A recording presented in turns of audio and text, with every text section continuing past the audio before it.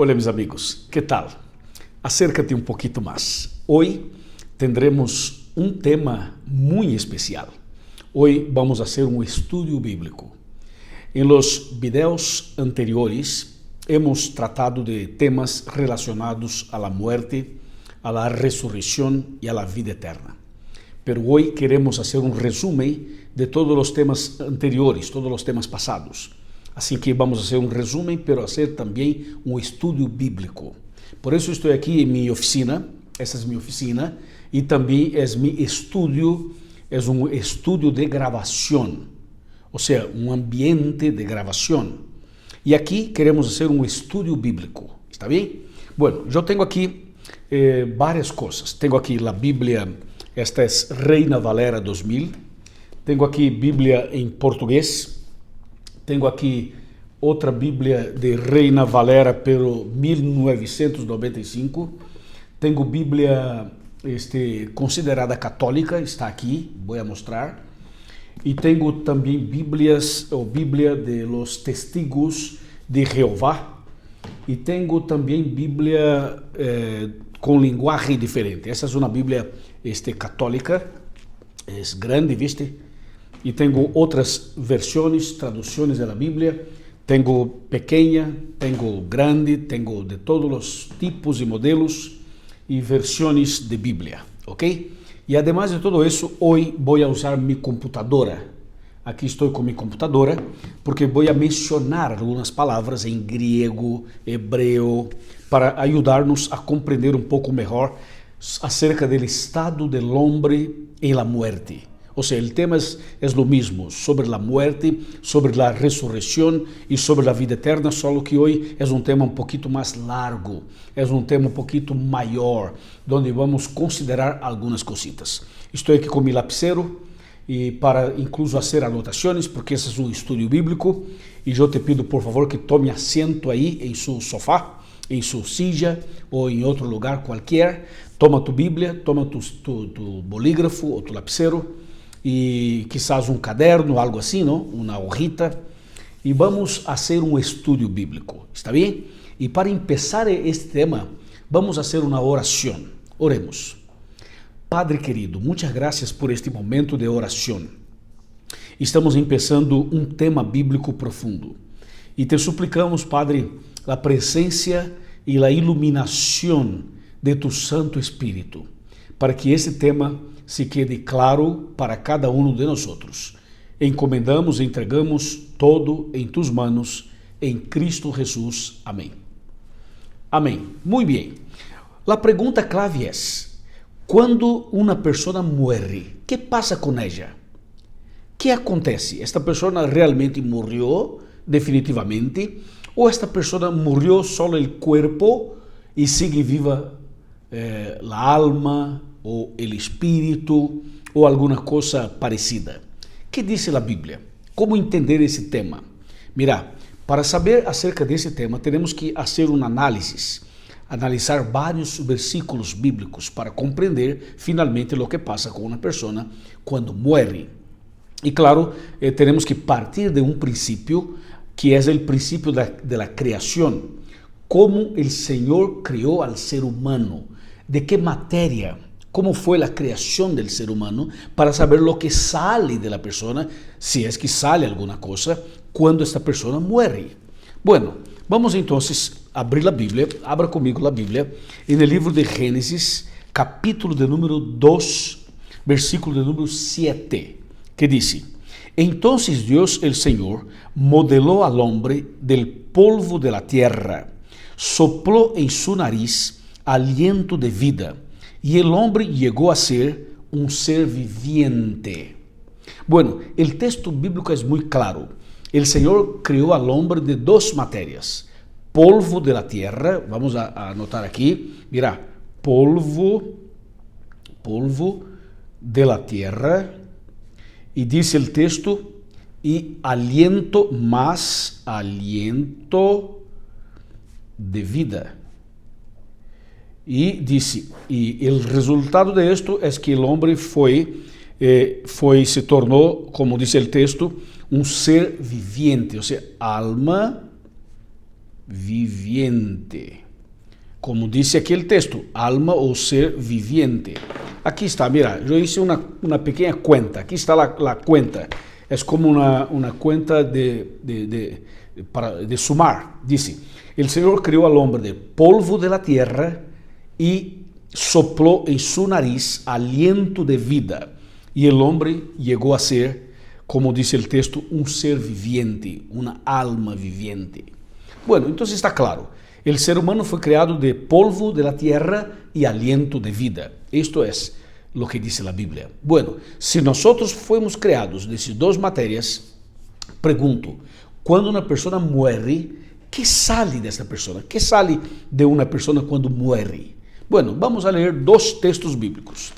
El primer texto está en Eclesiastés, capítulo de número 9, versículo número 5, que dice, los vivos saben que han de morir, pero los muertos no saben, nada saben, ni tienen más paga, hasta su memoria queda en el olvido. Bueno, paremos un poquito en el versículo 5. Dice que los vivos, nosotros, sabemos que un día vamos a morir, pero los muertos no saben nada. Atención. Ahora, pregunta sigue, ¿qué sale? ¿Qué sale de una persona cuando muere? Seguimos en Eclesiastés, capítulo 12, versículo de número 7, que dice, y el polvo vuelva a la tierra de donde vino, y el aliento de vida vuelva a Dios que lo dio. Mira, ese texto es muy claro. Voy a repetir para quedar claro para ti. Atención, hermana, atención, hermano, atención, amigo. Eclesiastés, capítulo 12, versículo 7, que dice, y el polvo vuelva a la tierra de donde vino, y el aliento de vida vuelva a Dios que lo dio. Clarito, porque el ser humano fue creado de polvo de la tierra más aliento de vida. Entonces, cuando morimos, tiene que salir uno de los dos. O sale el polvo o sale el aliento. Y el texto bíblico dice que el polvo vuelva a la tierra de donde vino. Y el aliento de vida, dice el texto, vuelva a Dios que lo dio. Así que cuando la persona muere, ella da su última respiración, ¿no? La persona muere y dice, o sea, respira por última vez. ¿Qué sale de la persona? Sale ese aliento de vida que vuelve para Dios. Y el cuerpo vuelve a la tierra y vuelve a ser polvo otra vez. Atención, el aliento de vida no es una entidad, no es una persona, no es un ser, es un aliento nomás. ¿Está claro? Muy bien, eso está claro. Ahora avancemos un poquito aqui, voy a mirar mi computadora para mencionar algunas cositas interesantes. Mira, nosotros analizamos la creación del ser humano. Polvo, repita conmigo, polvo de la tierra más aliento de vida. Es igual al ser humano, o sea, alma viviente. ¿Qué es una alma? Somos nosotros. Yo soy una alma. Usted es una alma. O sea, alma es el ser humano. Es la suma de polvo más aliento de vida. ¿Está claro? Muy bien. Entonces, sería más o menos como hacer una comparación con la luz. Yo podría decir así, lámpara es una cosa, más luz eléctrica. Entonces, la suma de los dos es luz. Voy a repetir, lámpara más energía eléctrica. Voy a repetir, lámpara más energía eléctrica es igual a ¿qué cosa? Luz. ¿Está bien? Luz. Y polvo de la tierra más aliento de vida es igual a ¿qué cosa? Alma viviente. O sea, el ser humano. ¿Está claro? Es solo una comparación. Bueno, entonces viene la pregunta. Si yo soy una alma, si yo no tengo una alma, yo soy una alma. ¿Está bien? ¿Está claro esto, no? Yo no tengo, yo soy. Usted no tiene, usted eres una alma. La pregunta es, ¿alma muere o no muere? ¿Qué piensa usted? ¿Alma muere o no muere? Bueno, vamos a ver lo que dice a Bíblia, por favor, tome a Bíblia e vamos para Ezequiel. Ezequiel, capítulo 18, versículo de número 4. Repito, Ezequiel, capítulo 18, versículo 4, que diz: porque toda alma es mía, tanto el alma del Padre como la del Hijo. Las dos son mías. El alma que peque, essa morirá. Interessante, não? El alma que peque, morirá. Mira, eu sou alma. Ustedes eres uma alma. Então, diz o texto: el alma que peque, essa morirá. Então, eu pergunto: quem peca? Quem peca? Nós outros seres humanos, porque somos pecadores. Então, todos os seres humanos, todas as almas pecam. E todos estamos submetidos ou sujeitos a la muerte. Claro, então o texto bíblico diz que alma muere. Alma muere. Porque eu sou alma e eu muero. Você é uma alma, você muere. Todos nós um dia vamos a morrer. Porque alma muere. Porque eu sou alma, você é alma. ¿Está claro? Muito bem. Agora, mira o que diz a palavra do Senhor em Gênesis. Vamos para Gênesis, capítulo de número 2, versículos 17, 16 e 17. Repito, Gênesis capítulo 2, versículos 16 e 17, que diz: e Deus el Senhor mandou al hombre, diciendo: puedes comer de todo árbol del huerto, pero del árbol del conocimiento del bien y del mal no comerás. El día que comas de él, de cierto morirás. Atención, de cierto morirás. O sea, el Señor había dicho al ser humano: puedes comer de todos los frutos de los árboles del huerto, del jardín. Pero del fruto de este árbol, específicamente hablando, no puedes comer. Porque si comes de este fruto, es cierto que morirás. Entonces la frase es, vamos aquí a registrar. El texto bíblico, la última parte dice: de cierto morirás. Voy a escribir grande. De cierto morirás, como dice el texto. De cierto morirás, como dice el texto. La palabra del Señor dice: si comes de este fruto, de cierto morirás. ¿Ok? Muy bien. Ahora, ¿quién inventó esta idea de que alma no muere? ¿De dónde apareció esta filosofía, esta ideología, este entre comillas, princípio de que alma no muere? Vamos a ver. Gênesis capítulo 3, versículo 4, que diz assim, mira: entonces la serpiente replicó a la mujer: no es cierto, no moriréis. Atención, no moriréis. Esse é um texto interessante porque diz aqui: não é certo, não moriréis, diz o texto. Então, eu tenho aqui esta situação. Mira, a primeira parte diz: o Senhor havia dito: si comes desse fruto, de cierto morirás. E o diabo, usando a serpiente, replicou, contradiciendo a palavra do Senhor, dizendo: de cierto no morirás, ou no moriréis. Então, o Senhor havia dito: si comes, muere. El diablo, usando a serpiente, disse: no, puedes comer, que eu te garantizo que não vas a morir. Então, são duas frases diferentes. O Senhor confirma que se come, muere. O diablo disse: no, no, puedes comer, que não vas a morir. Então, você sabe que o diablo é o padre de la mentira. E aqui está sua mentira. E para manter sua mentira, o diablo inventou outras mentiras. ¿Viste? Porque la verdade é o que o Senhor havia dicho: si comes, si pecas, mueres. E foi o que passou. O ser humano comeu del fruto proibido, o ser humano pecou e o ser humano muere. Mira, vamos confirmar isto. Vamos para Gênesis, capítulo de número 3, versículo 19, que diz: con el sudor de tu rostro comerás el pan hasta que vuelvas a la tierra de donde fuiste tomado, pues polvo eres y al polvo volverás.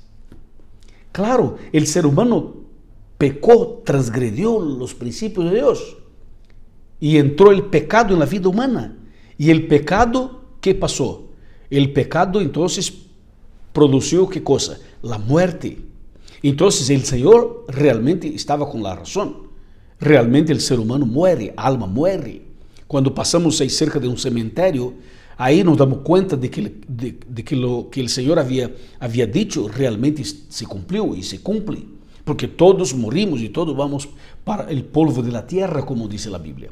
Pero el diablo usó una serpiente para decir, no, puedes comer que no vas a morir. Y ahí el diablo inventó teorías y doctrinas de que el ser humano no muere, como había dicho para Adán y Eva. El ser humano no muere, muere solo el cuerpo, pero sigue viviendo espiritualmente. Pero esta idea de que muere el cuerpo y seguimos viviendo espiritualmente es una mentira. Es una mentira del diablo a través de la serpiente. ¿Por qué? Porque según la Biblia, la persona muere y punto final. Y realmente murió. Y ahí las personas que mueren quedarán esperando el momento de la resurrección. ¿Viste? Porque en la teoría de la serpiente, la persona muere, pero no muere. ¿Viste? Muere, pero sigue viva. Bueno, entonces la persona dice que murió, pero sigue viva, entonces no murió, está viva. Y hay teorías, por ejemplo, una teoría que hay por ahí dice que una persona buena, fiel, muere y sigue inmediatamente al cielo. Y la persona mala muere, inmediatamente sigue para el infierno. Y la persona más o menos, que no es mucho fiel y tampoco mucho rebelde, esta persona muere y esta persona sigue para un lugar intermediario, para tener una otra oportunidad. Entonces la familia ora, reza, enciende una vela, algo así, ¿no? ¿Para qué? Para ayudar a esta persona que murió a mejorar su posición en el mundo espiritual. Pero todo eso es mentira. Es una mentira diabólica, porque el diablo contó una mentira en el jardín del Edén, cuando dijo, no moriréis. Entonces, hay muchas personas en todo el mundo, miles y miles y millones de personas en todo el mundo, que realmente están creyendo en la doctrina de la serpiente. Hay películas, hay novelas, hay músicas, hay libros, hay un montón de cosas que están defendiendo la teoría de la serpiente. Mira lo que dice, antes de mencionar la Biblia, otro detalle.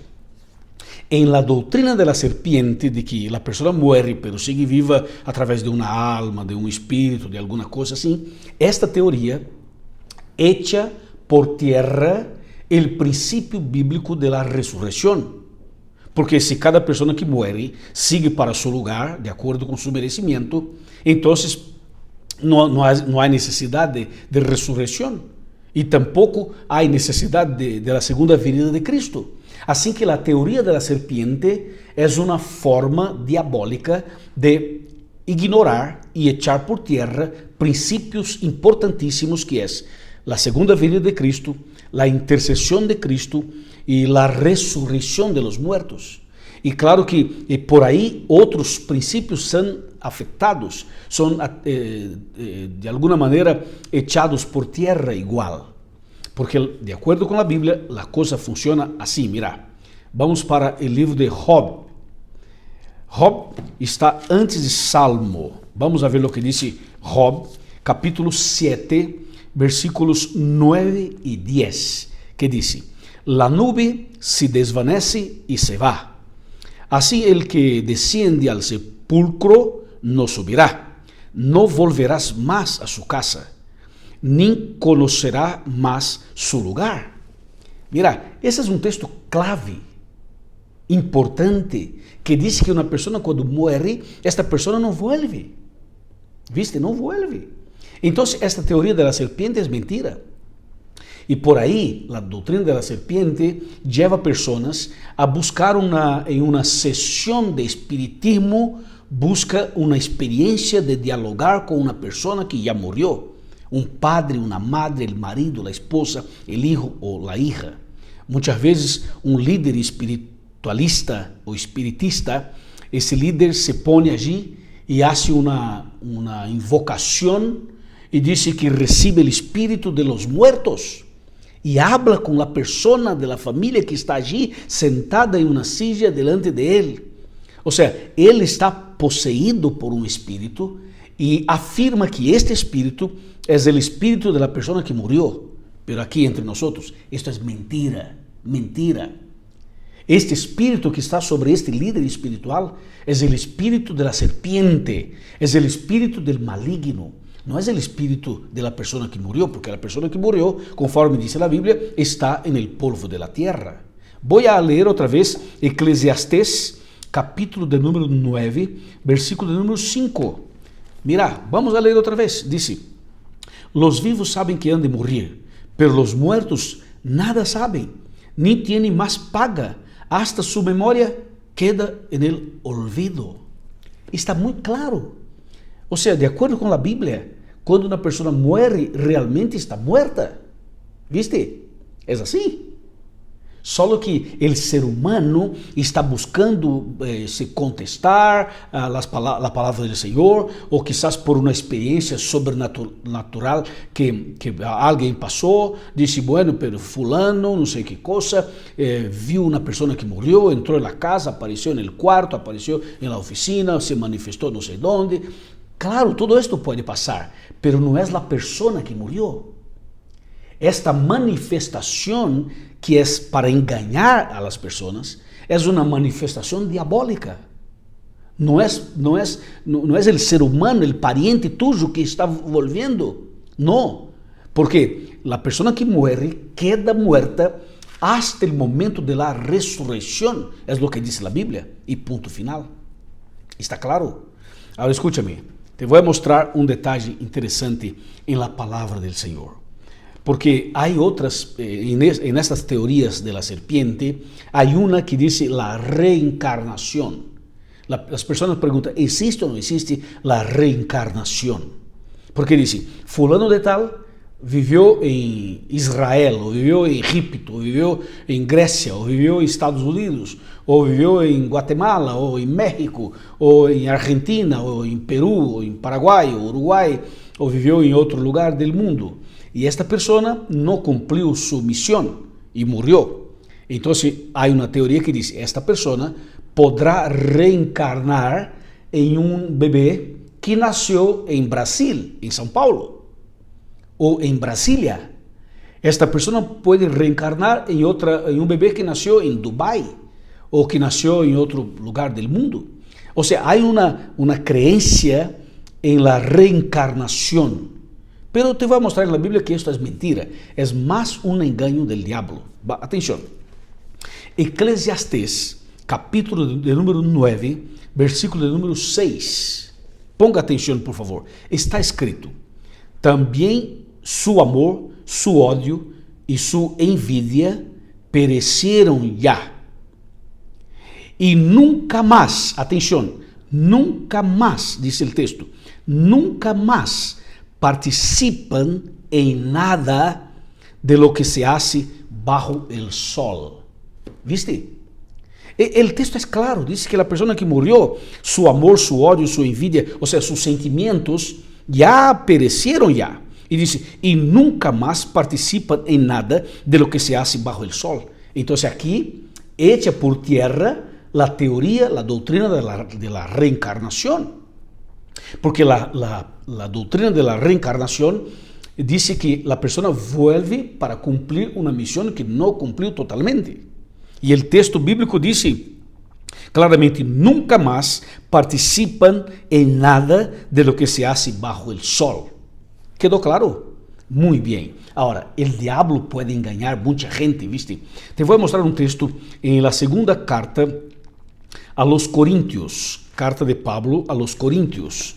Mira lo que dice capítulo 11 de 2 Corintios, capítulo 11, versículos, vamos para el 13 y el 14. Atención, repito, 2 de Coríntios 11, 13 y 14, dice, porque esos son falsos profetas, obreros fraudulentos, que se disfrazan de apóstoles de Cristo.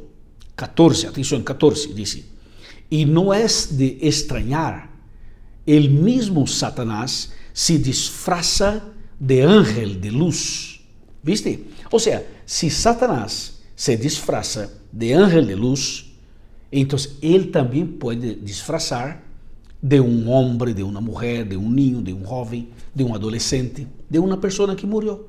¿Viste? Entonces hay que tomar cuidado, hay que abrir sus ojos para que no sea engañado por el diablo.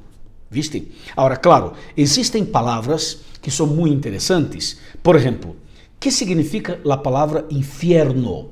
La palabra infierno. Infierno significa sepultura. ¿Qué significa, por ejemplo, en hebreo, esta palabra infierno en hebreo, qué significa o qué es Sheol o Sheol? Y en griego, Hades. Voy a repetir para usted. Infierno, sepultura. En hebreo, Sheol. En griego, Hades o Hades. Ahora escúchame. La palabra infierno fue traducida de la palabra del Antiguo Testamento Sheol y de las palabras del Nuevo Testamento Hades y Gehenna. Gehenna o Gehenna. ¿Viste? Mira, ¿qué es infierno? La palabra infierno en la Biblia tiene 3 significados. Son ellos. Número 1, Sheol, sepultura. Gehenna o Gehenna significa fuego. Corresponde a otra palabra hebrea que es Hinnom, nombre de un valle que es cerca de Jerusalén, que es un depósito de basura. Y Tártaros, que es igual a tinieblas, es la situación de los demonios. Y nosotros podríamos seguir aquí mencionando un montón de palabras en hebreo y griego para fortalecer nuestros principios bíblicos. Por ejemplo, le voy a mostrar interesante aquí sobre alma. Atención, la palabra alma en la Biblia tiene varios significados. En griego y hebreo son usados 4 vocábulos. Número 1, nefesh. Número 2, ruah o ruah. Número 3, psique. Número 4, pneuma. São 4 vocábulos para a palavra alma. Mira, nefesh aparece 750 vezes no Novo Testamento e pode significar vida, persona, cuerpo, apetite, voluntad, deseo e muerte. A palavra ruah aparece 377 vezes no Antigo Testamento e significa viento, respiração, vida, aliento e poder criativo. ¿Viste? A palavra psique aparece 105 vezes no Novo Testamento e pode ser traduzida por alma, vida, mente e por persona. Mira, a palavra pneuma no Novo Testamento foi traduzida como hálito, como aliento, como viento e como espírito. Então, esse é um tema para profundizar cada vez mais. Mantenha-se aqui conectado em nosso canal. Torne-se membro deste canal, por favor. Torne-se membro deste canal oficialmente. Subscríbete, por favor, neste canal, porque pouco a pouco iremos mostrando pontos claves da Bíblia. Agora, escúchame o que diz a Bíblia. Vamos para San Juan, capítulo de número 5. San Juan, capítulo 5, versículos 28 e 29, que diz: No os maravilléis de esto, porque vendrá la hora quando todos os que estão em los sepulcros oirão su voz. ¿Viste? Llegará el momento en que todos que están, ¿dónde? En los sepulcros, que es donde están los muertos. O sea, la Biblia es clara, ¿no? Y el versículo 29 dice: y los que hicieron el bien resucitarán para vivir, y los que hicieron el mal resucitarán para ser condenados. Entonces la Biblia menciona que todos los muertos resucitarán un día. En la segunda venida de Cristo resucitarán los fieles, los justos. Y los impíos resucitarán 1000 años después de la segunda venida de Cristo. Entonces, atención, cuando venga Jesús, los justos, los fieles, los salvos, serán resucitados, perfectos, incorruptibles, y serán llevados al cielo para vivir eternamente. Los impíos quedarán muertos por 1000 años más, como está en Apocalipsis capítulo 20.